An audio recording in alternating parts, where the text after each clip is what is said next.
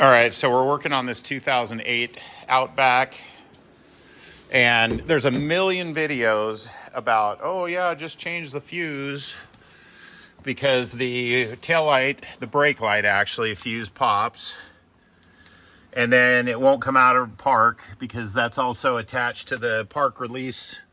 There's a solenoid and a cable.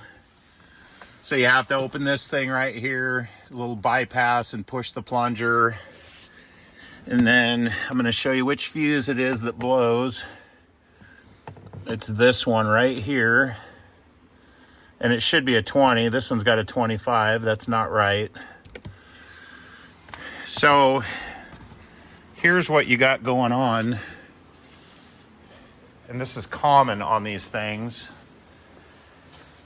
This boot right here goes between the body of the car and the lift hatch. And this is what the wiring looked like inside. There's one, two, what do we got here? You got one, two, there's three wires broken. And it's because they have this thing stretched so tight. When the hatch is up, it actually pulls on the wire every single time. It's loomed way too tight.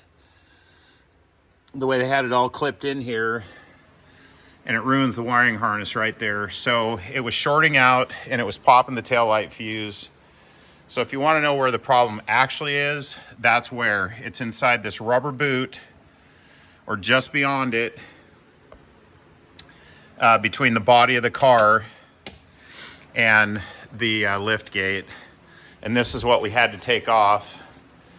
You take a bunch of stuff out and all these plastic panels, and now we got to fix this wiring, and this thing will be permanently fixed, not YouTube fixed, but an actual permanent fix. And we're going to lengthen these wires